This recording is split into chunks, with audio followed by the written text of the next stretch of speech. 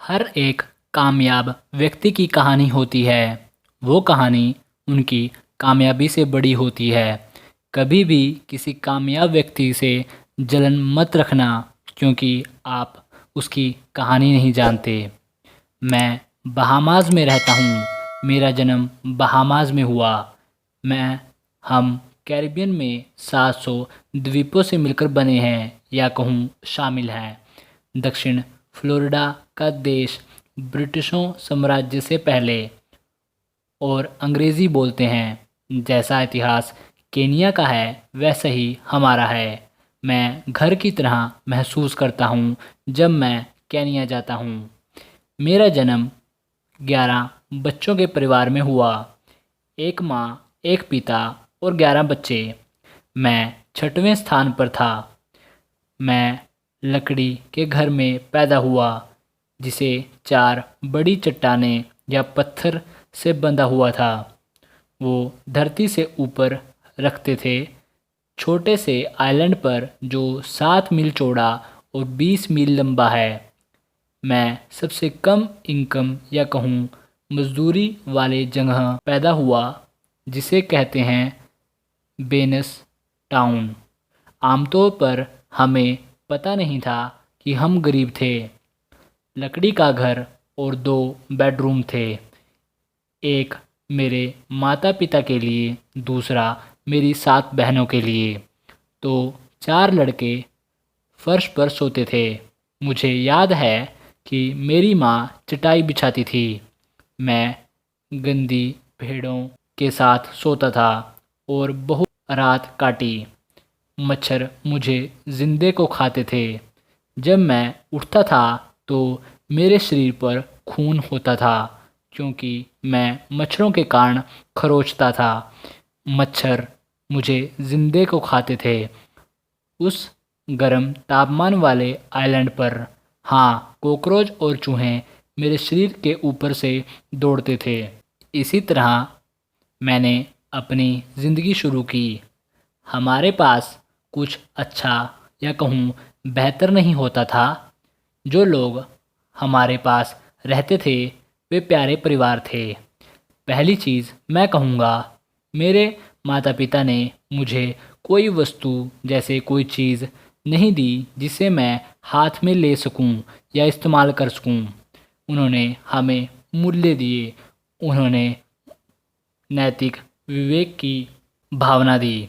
उन्होंने दिया कि परमेश्वर पर विश्वास करो, जो कि बहुत महत्वपूर्ण है। उन्होंने हमें आशाएं दी कि हम कुछ भी पा सकते हैं जिसकी हम इच्छा करते हैं। जब मैं 13 साल का था तो मैंने अपने जीवन पर सवाल उठाना शुरू कर दिए। हम एक आइलैंड पर रह रहे थे जहां 98% काले लोग रहते थे और सारी ताकत कांग्रेस के पास थी, जो कि 4% लोग सफ़ेद लोग थे। तो एक छोटे बच्चे के रूप में यह मेरे लिए चिंता का विषय था। 4% अमीर लोग और 90% गरीब निराश लोग। मेरे पिता बैप्टिज्म प्रचारक थे। मैंने अपने पिता से पूछा कि परमेश्वर जातिवादी है, कि क्यों परमेश्वर उनको अमीर बनाता है और हमें गरीब, क्योंकि और हम इस घेरे में हैं और वो उस घेरे में हैं। क्यों हम उनके स्कूलों में नहीं जा सकते? क्यों हम उनके झरने से पानी नहीं पी सकते? क्यों हम सिनेमा नहीं देख सकते, यानी थिएटर में नहीं जा सकते? यह मूल रूप से हमारे देश में रंगभेद था। मेरे पिता मुझे जवाब न दे सके। पास्टर रहते हुए भी मैं सोचता था कि उनके पास हो सकता है। उन्होंने मुझे सांत्वना दी। उन्होंने कहा, देखो, ये इस तरह है, हमें स्वीकार करना होगा। मैं सोच रहा था कि यह तरीका नहीं हो सकता, कि अगर परमेश्वर प्यार करता है, अगर परमेश्वर अमीर है और ताकतवर है, तो मैं गरीब क्यों हूँ? क्यों मैं कॉकरोच और चूहों के साथ सोता हूँ? क्यों मैं चटाई पर रहता हूँ? मैं उस समय जिस स्कूल में पढ़ता था वहाँ सभी टीचर वाइट थे, यानी गोरे थे। वो स्कॉटलैंड, इंग्लैंड, वेल्स से आए थे। उनका यह व्यवहार था कि हम अच्छे नहीं हैं। मैं दमन और निराशा भरे वातावरण में बड़ा हूँ। मैंने निर्णय लिया कि अगर परमेश्वर है तो मुझे अपने आप मिलना होगा। मुझे वो चीज़ पसंद नहीं थी जिसके बारे में मेरे पिता बात कर रहे थे। 13 साल की उम्र में मैं एक दिन लकड़ी के घर से बाहर निकला और आकाश को देखते हुए मैंने तारे देखे। मैंने कहा, अगर तू वहाँ है, तुम मुझसे कुछ कहो। कुछ नहीं हुआ।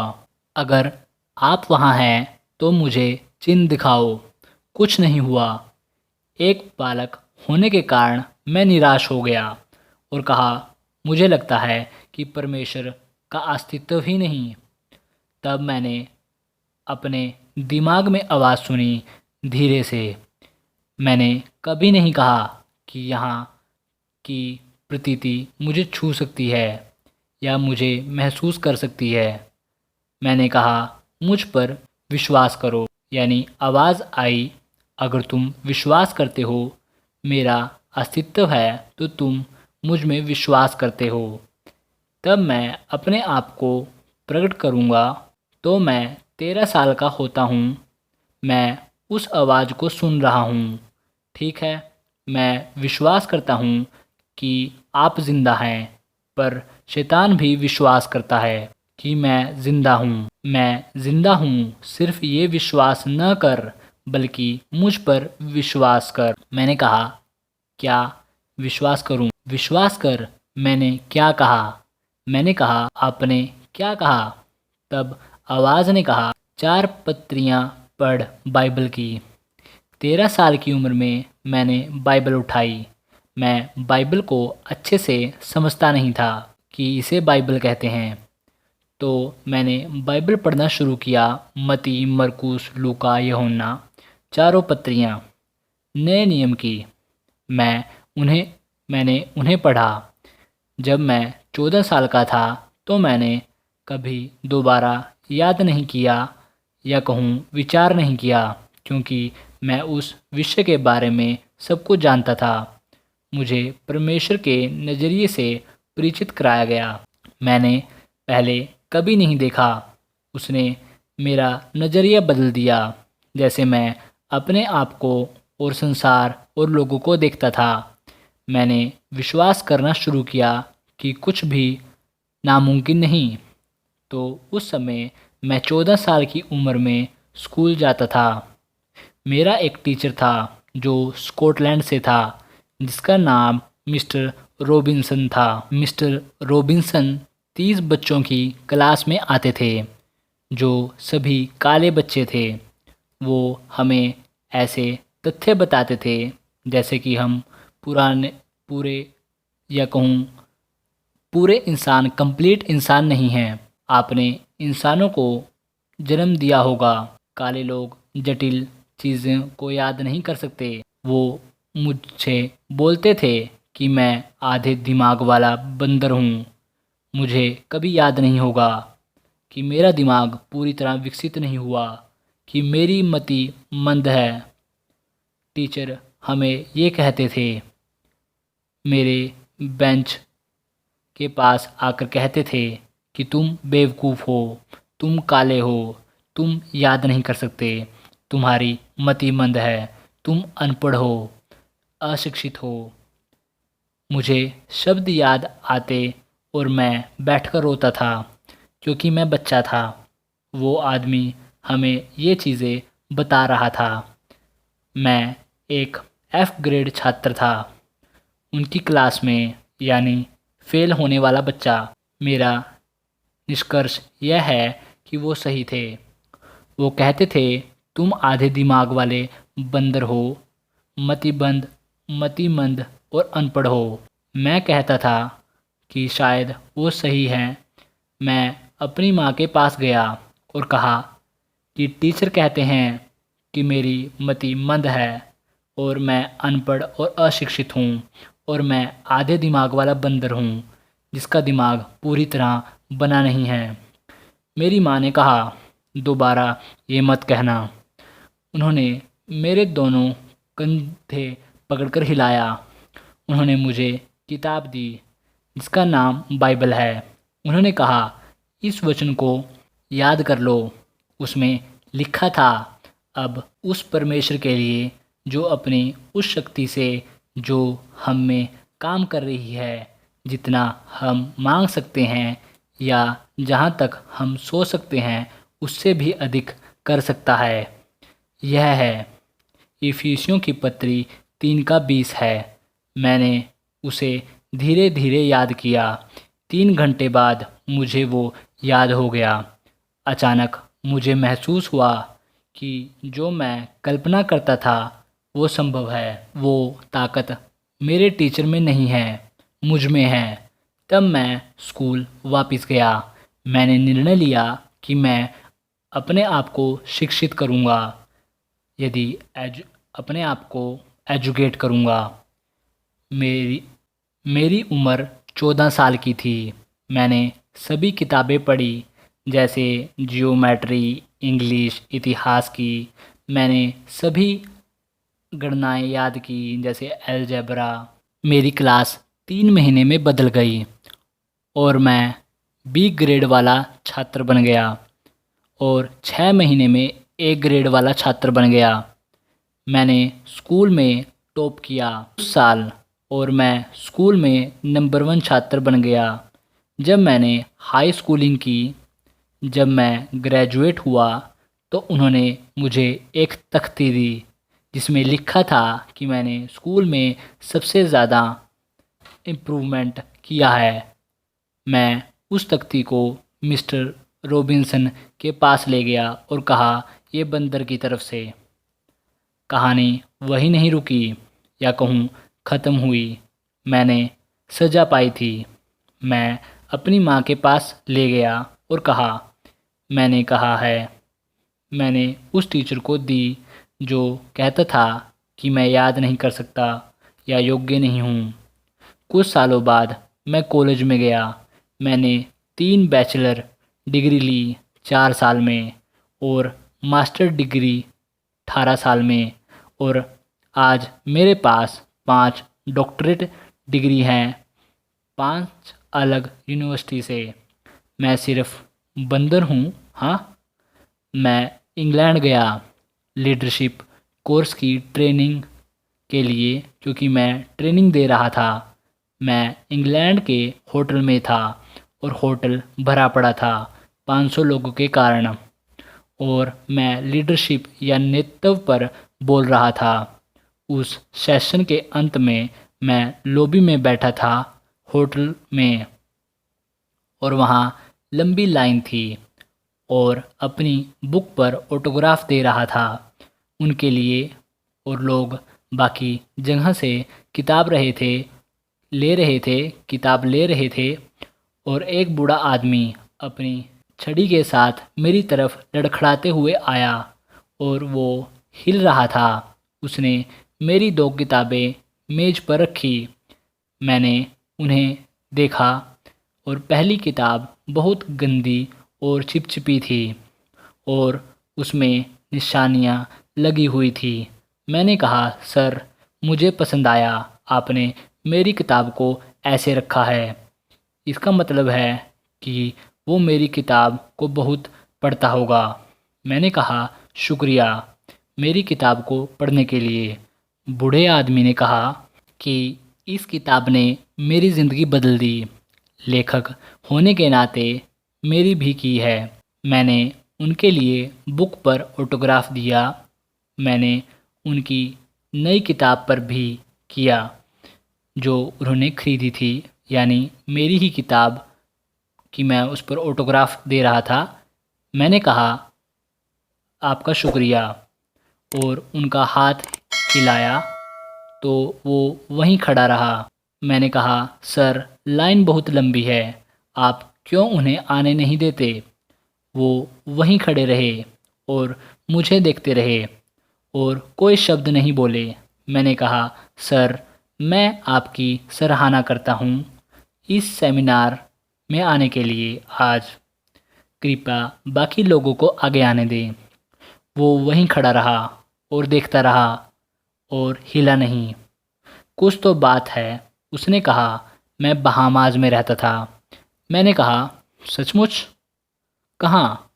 नासो में, जो कैपिटल है। मैंने कहा, सर, मैं भी वहीं से हूँ। मैंने कहा, आप क्या करते थे जब आप वहाँ थे? उसने कहा, मैं टीचर था। मैंने कहा, आपने कहाँ पढ़ाया है? उसने कहा, CH tree junior high school. मैंने कहा, सर, ये तो मेरा स्कूल है।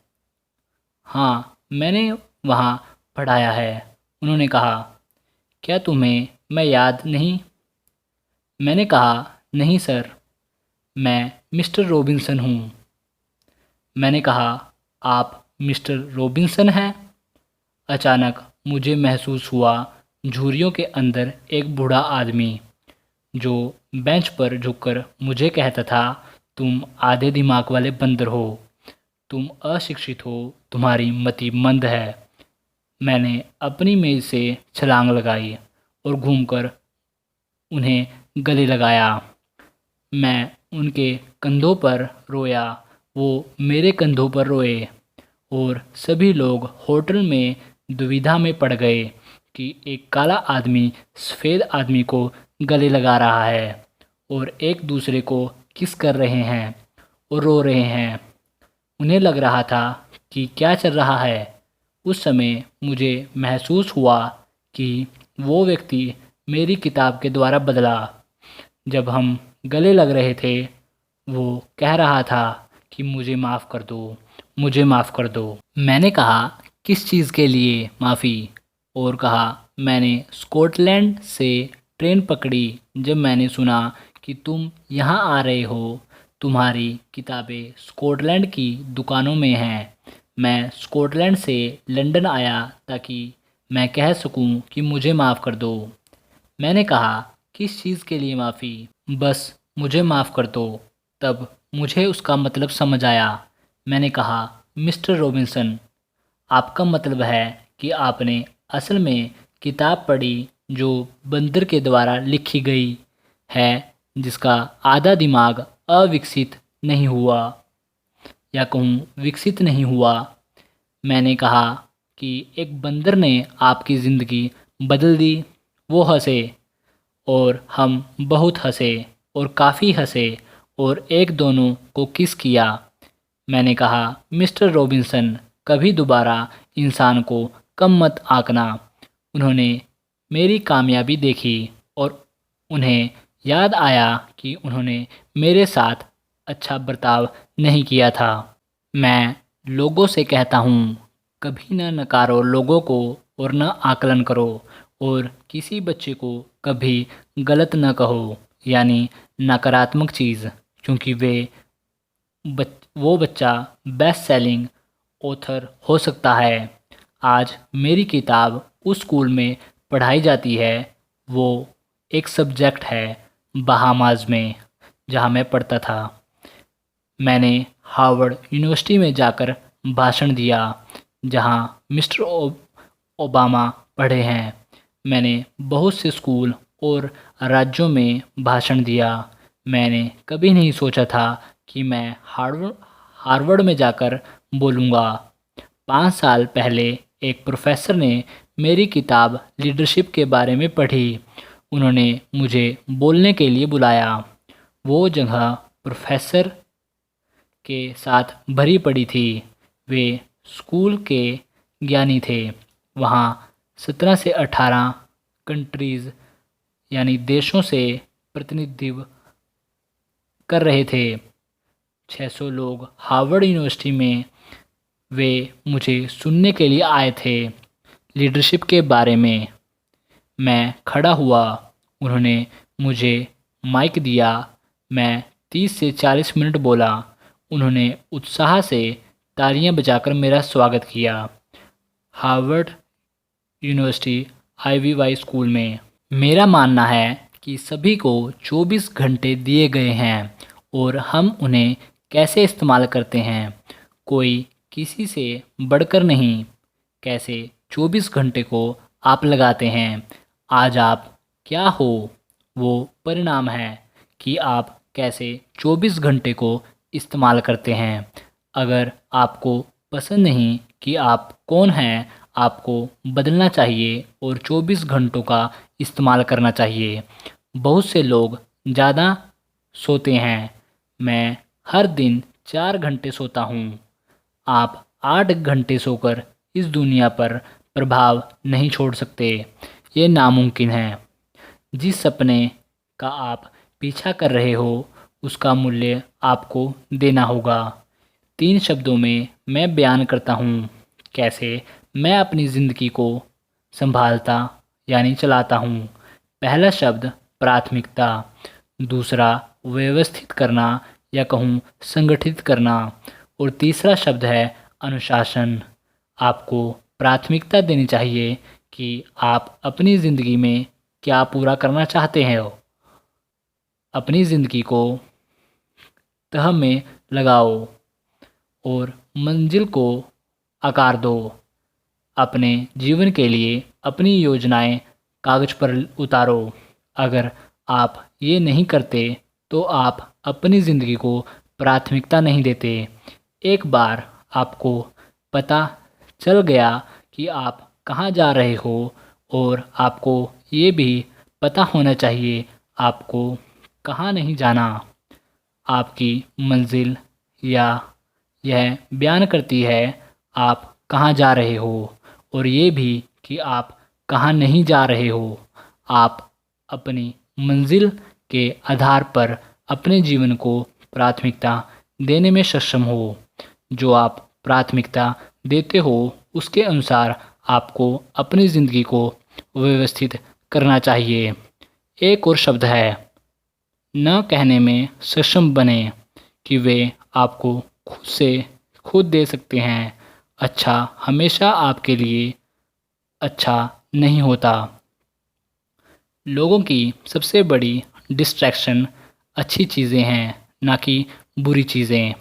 आपको न कहने के लिए सक्षम होना चाहिए, ना कि बुरी चीज़ों के लिए, क्योंकि शायद अच्छी आपके लिए अच्छी नहीं बन सकती।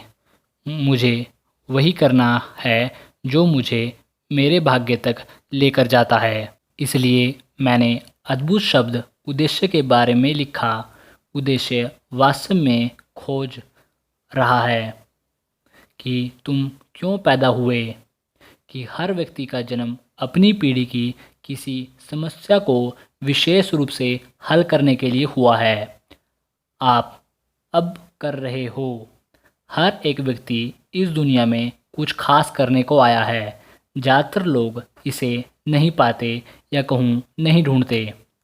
वो या कहूँ वे वहाँ जाते हैं जिससे वे नफ़रत करते हैं, पर उन्हें वहाँ जाना नहीं चाहिए जिससे वे प्यार करते हैं, या जिस स्थान या जगह से आप प्यार करते हैं। नौकरी या काम में अंतर है। नौकरी आपके काम के बदले पैसे देती है, वहीं काम जिसे करने के लिए आप पैदा हुए हो, नौकरी आपकी स्किल है। आपकी स्किल पर निर्भर करता है। आप काम यानी वर्क उपहार है, गिफ्ट है। नौकरी से आप रिटायर हो सकते हो, पर काम से नहीं। आपकी नौकरी आपका रोजगार है, पर आपका काम आपकी तैनाती है। काम आपका गिफ्ट है और गिफ्ट आपकी आवाज़ जो आपको यहाँ लेकर आई है। जहाँ आप हैं, उपहार कभी नहीं छोड़ता। कोई भी अपनी आवाज़ से रिटायर नहीं हो सकता। आप व्यक्ति को कभी उसके काम से निकाल नहीं सकते, पर उसकी नौकरी से निकाल सकते हो। एक कमजोरी है बहुत से देशों में या अफ्रीका में, हम केवल फोकस करते हैं नौकरी करने में, ताकि नौकरी देने ना कि नौकरी देने में, नौकरी की तैनाती करने में। मेरा मानना है सरकार को एक ऐसा वातावरण बनाना चाहिए जहाँ नौकरी देने वाले और ना कि नौकरी लेने वाले, ताकि उन्हें सही वातावरण मिले, ताकि वे अपने सपनों का पीछा कर सकें, ताकि वे बिजनेसमैन की स्पिरिट विकसित कर सकें। मैंने बहुत जगह काम किया, दुकान में, स्कूल में 5 साल। फिर मैं सेक्रेटरी एजुकेशन डिपार्टमेंट सरकारी दफ्तर में लगा। आज 1 घंटे में उतना पैसा देते हैं जितना मैं 1 साल में काम करके लेता था। मैंने बहुत किताबें लिखी, मैं भाषण देता हूँ, मैं मोटिवेशन स्पीकर हूँ, मेरी फेथ मिनिस्ट्री है और कंपनी में एडवाइज़र भी रहा हूँ। स्कूल में आप गिफ्ट को सुधारने जाते हो, ना कि लेने जाते हो। इसीलिए बहुत से लोग गलत डिग्री कर लेते हैं, जब वो निकलते हैं वो वहाँ नौकरी करते हैं जहाँ वो जाना पसंद नहीं करते या जिससे नफ़रत करते हैं। आपकी समृद्धि आपकी एजुकेशन यानी पढ़ाई में नहीं, आपके गिफ्ट में है। गिफ्ट जिसके साथ आप पैदा हुए हो। एजुकेशन आपको सुधारती है, पैना करती है। हे दोस्तों, अगर आप चैनल पर नए हैं तो चैनल को सब्सक्राइब कर लीजिए और नोटिफिकेशन बेल यानी घंटी वाले बटन को दबाना मत भूलना, ताकि आपसे कोई भी वीडियो मिस ना हो। मैं इस चैनल पर आपके लिए पोस्टर, प्रॉफिट, पास्टर उन सब की गवाहियाँ और उनके प्रचार लेकर आऊँगा कि परमेश्वर उनसे कौन से काम लिए, उन्होंने ऐसा क्या किया, परमेश्वर की ज़िंदगियों में क्या किया। मैं इस चैनल पर आपके लिए लेकर आऊँगा, चाहे वो पास्टर किसी भी देश से क्यों ना हो। और आखिरी और ज़रूरी बात, इस चैनल को अपने मसीह भाई बहनों और अपने चर्च के लोगों के साथ बांटना मत भूलना, ताकि वे सब मसीह में बढ़ते जाएं और विश्वास में बढ़ते जाएं। तो मिलते हैं दोस्तों अगले हफ्ते। अलविदा।